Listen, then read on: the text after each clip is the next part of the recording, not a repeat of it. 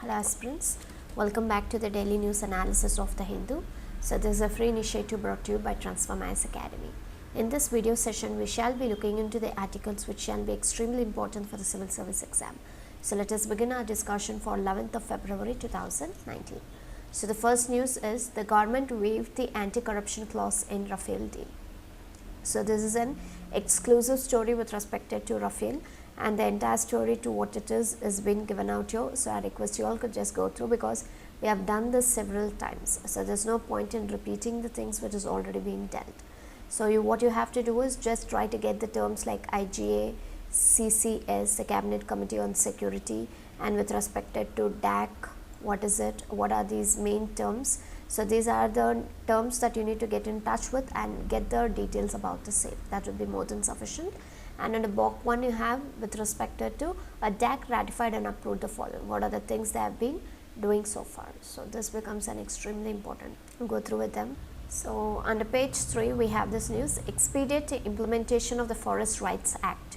So there is actually the Odisha State Food Commission. So there is something called as a State Food Commission where they have actually asked the state government to implement the Forest Rights Act of 2006 to do it in an expeditive manner. So why is because when they implement this only then they will be able to ensure for a food and a nutritional security to the vulnerable section of the society. So this is becoming a greatest concern as most of the IFR were out of 4,25,563 only as such as 2,99,471 titles. They were actually being represented at 70.37 of the total titles which have not been taken into consideration. So it is a matter of a serious concern. There are almost like 7 important districts who are having more than 5,000 titles have been distributed. So here the performance on how to do about the demarcations of the titles is extremely below the state average level. So this is actually not making the representation, and you should know the demarcation of the titles is with respect to, we have the details of Nabarangpur which has achieved it and wherein 34.4%, the Kolkata is with, the Korakpur is with respect to 33.68, Sundargarh, then we have the Diogar and Nupada and the Ganjam. So out of all these 7 districts, the collectors, they need to ensure that the special drive for the demarcation of the land should be done so that they will be able to have a redeployment in the tehsils having more number of pending cases for the demarcation. So this has to be sorted as soon as possible. So only then to whatever the people are under the vulnerable sections of the society in terms of food or nutritional security, they would be able to ensure a betterment for them. Otherwise it's not going to happen, and the government should also take all the necessary steps where the services of the retired revenue inspectors and amends to expedite the implementation. So whoever has been retired, so with the help of theirs as well, we need to get in touch with the revenue the demarcations of the land, and the regulations should be raised as per the individual forest right, and there should be a proper corrections when with respected to the record of the rights which has been completed only in case of the Bhadrak district. So this should be taken into consideration, and there are almost like cumulative achievement which is also being seen, and that achievement is with respect to 1,78,039 titles only representing 41.83 of the titles distributed. So among them it's not up to the mark to what they have been doing on. So there is also an instructions which was being given to an extent where they wanted to develop utilizing the MG Narega funds till the December 2018. And the acres which has also been there, but there are 5 districts, there was no activity in this particular regard. So this is what they had to say. So basically they are trying that the individual forest rights has to be enhanced more, and they need to ensure that the Food Commission has given and asked the state government that they need to expedite the implementation of the Forest Rights Act of 2006, and only then that would be able to ensure the food and nutritional security to the vulnerable sections of the societies. So this is about it, just a basic on that. So on page 4 we have the state forts to get a 600 crore revamp.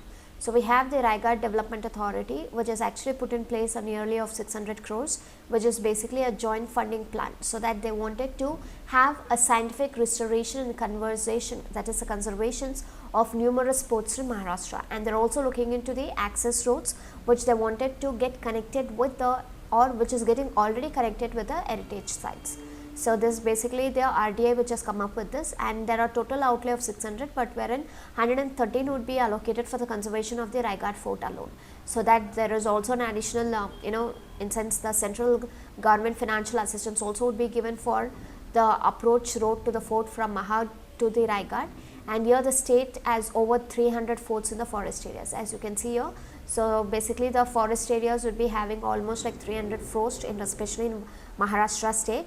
There are two important things, self-help group organizations, that is the Vishalgarh and the Rygaard, where they initiated this organization so that they wanted to come up with a kind of an issues pertaining to the Forest Act regulations or the heritage laws. So there are all 200 organizations which would be working for these kinds of an fort development for years together, but to overcome to whatever the things is been as a shortage, they are also set up a fort conference at Rygaard. So there are almost like 45 of the forts which come under the Archaeological Society of India, which is under the center, wherein 33 would be with respect to the state levels. And moreover, there should also be ensured that they are very clean, where they wanted this particular forts of Maharashtra as a professionally managed tourism location. So they wanted to get in par with Europe and United Kingdom.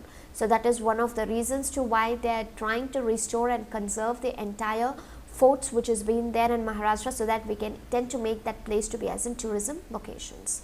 So that has been there. For any further developments, you get it for the same. So here you have under page 7 the channel watch. So it's basically like February 1st we know that the TRAI had come up with a new tariff and regulatory framework, so that the broadcasting cable services would come into effect. So you have the new regulations out here, and what is the coverage and other aspects, you can just glance them. And this is again the same issue, like 4 Udan routes in northeastern operational. So basically you should know that 2 years later, so what this earlier is what the ambitious low cost flying scheme, that is the aerial connectivity which was been formed, but this aerial connectivity to what it was been formed was basically allude to the northeastern regions. So there were 20 of the bi-directional routes which was been awarded through the various airlines, but only 4 of them are currently operational. So they have their own issues pertaining to it. So 4 of them have been operational, and the routes that have been connected, you have it out here. So what they have to do is, the promises what they have done to be as in 20 bi-directional routes, but only 4 has been operational. What is the issues around it, and what is that they need to come out of that shortfall, and trying to ensure that the regional connectivity is being the better connectivity. So this is what they have been trying to do out here, and that's it. So this is a basic thing. So the failure has been one of the major crunch for the services which has not been offered of. So on page 11 we have this. The budget shortfall worries the defense services. So you can see here the services, there are 3: Army, Navy and Air Force, and the projected cost what they wanted was 36,000 in terms of Army, 35 in terms of Navy, and 74 for Air Force. But for allotted, what the government has allotted in this interim budget was 29,700 out of 36, wherein here is 22,000 and 39,000. But committed liabilities is 21,000, 25,000 and 47,000 rupees. But as we know that this particular interim budget for the year 2019 and 2020, especially in its capital allocations, the services are being worried as they are not been having a proper capability in the enhancement, so that they would not be able to do the modernizations, as this is a time where they have been trying to develop most of the places with respect to the defense, and there is also a rapid advancements of the China on the Indian area, so that the India would be left behind with no or a minimal military capability. So that has become a worry for the defense for services, where there is no sufficient fund being allotted to them. And you should also know that the numbers to whatever has been revealed is a shortfall, so it is significant for the Navy and the Air Force. So the capital allocations is actually, it has to meet with the committed liabilities. As you can see here, it's not actually, even the committed liabilities is not being met, is far less even for that, or it has been a little more to what they have been given.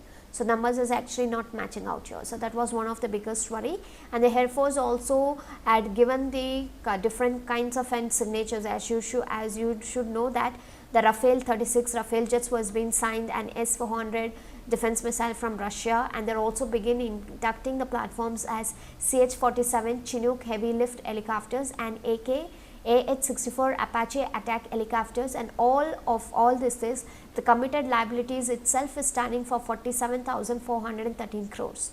But you can see here the allocations what they have given is just 39 1,347. It's far lesser compared to whatever is being given.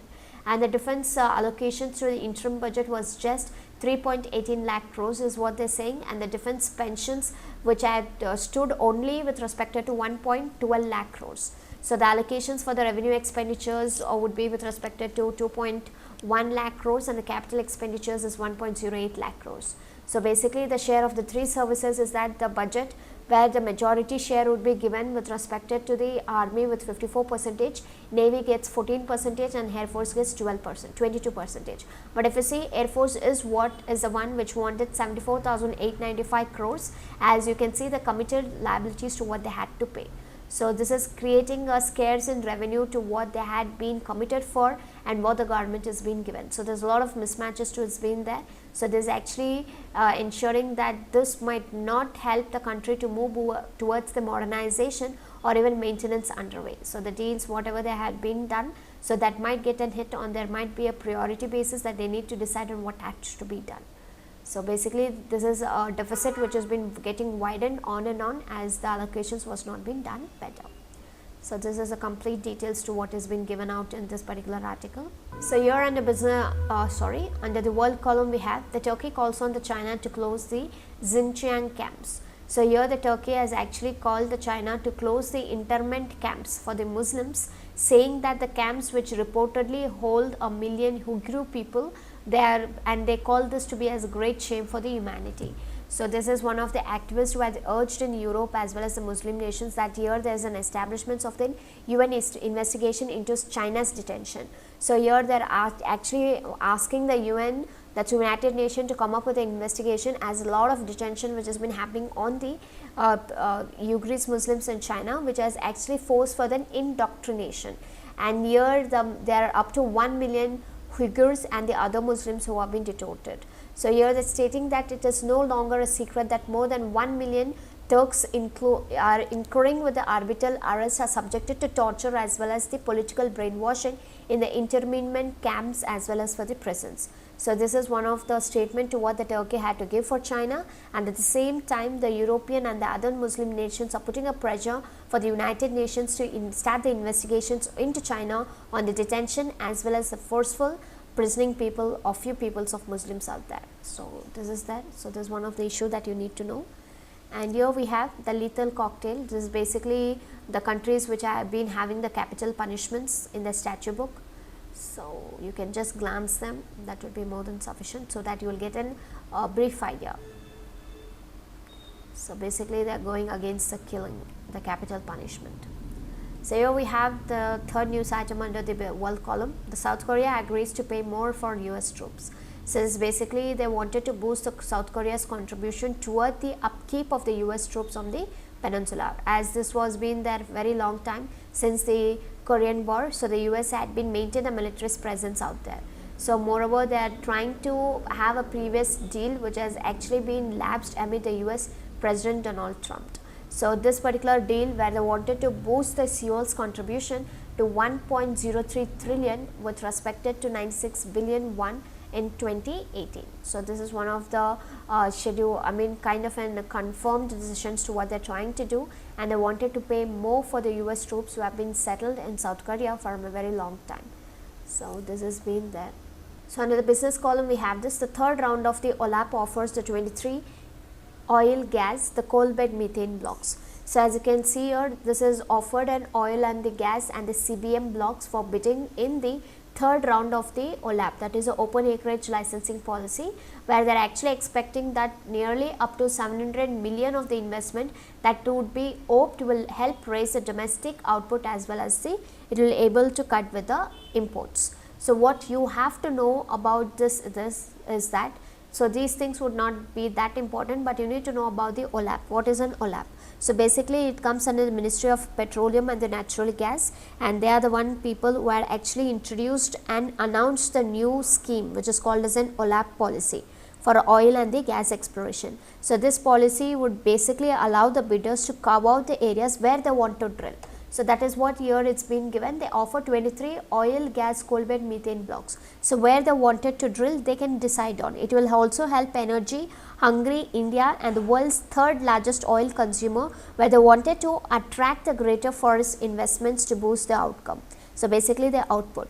So here the main objective of the OLAP is that they wanted to increase the India's indigenous oil and gas production, where they wanted to maximize the potential for already discovered hydrocarbon resources in the country, and it has to offer for a single resource for license for exploration of conventional as non-conventional, and they wanted to have a platform where they would be able to have a operational flexibility where the investor can think about it and he can go about it, and the government should also take an auction of the oil and the gas box, that is a gas blocks twice a year. So that is what the offer is being given out here, and the selection of these particular oil blocks should be made with respect to seismic as well as the well dated data which has been provided by the Directorate General of the Hydrocarbons. So basically what is the main commitment or the comment that we need to know is that this is a strategy to make India a business and an investor friendly destination. That is the main thing, and they wanted to cut the import dependency by 10%,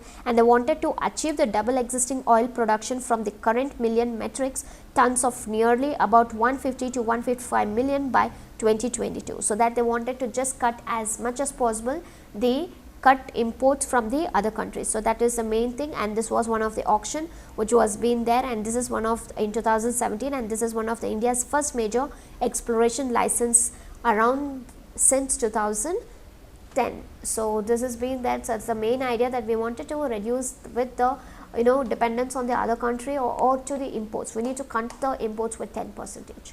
So there is a third round of the offer which is being given for the exploration of the oil and the gas. So this is about it. So that, as I said you all, there is a commitment of nearly 600 to 70 million. So that is what they wanted to achieve it. And here we have the MSME package will help recast a 1 lakh crore loans.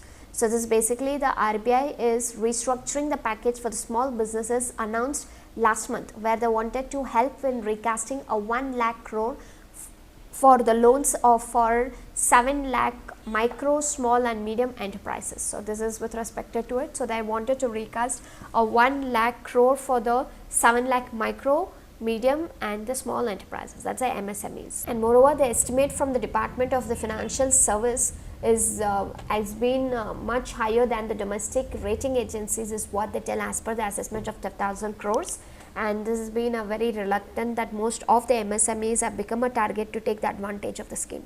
So most of the people are also stating that it is the MSMEs who are becoming and or taking the advantages, and the 7 lakh MSMEs units are to be restructured, and these restructuring should be done by till the March 2020. So without downgrading the assets is something what the additional package. And moreover, the schemes to whatever they had been planned should help up having an additional resources which would fuel a demand as well as the create an opportunities in the industries. So that they need to create the opportunities so that the best can be done with respect to the MSME sectors. To whatever the schemes is been there with various schemes for asset quality and forbearance. So they wanted to have a regressive from a credit culture point of view, so that they're able to give a proper past experiences of the banking services sectors with a restructuring, so that they would be able to have a proper kinds of a restructuring of these MSME, which is a high point of something which is a need of the heart. That is what they're trying to do it out here. So this is something which has been coming from the hand of the RBI. So this is again a repeated news. As you can see here, the last month's announcement to what they've given is what their development has been here. So we need to work about it. And that's it. So in the last page we didn't have anything under the life column, and sorry, one more thing you have it out here. So this is in the business zone. So in the business zone you have to just know with the bulk of operational economic zones. So the data has been given out here, you can just look on to it, that will be more than sufficient. So that's it. By this we have come to an end of the video. So these were the important articles for the day. We hope this particular video would help you in your preparations. So work hard till you accomplish, never give up to whatever the circumstances comes on to it. Thank you and have a very nice day.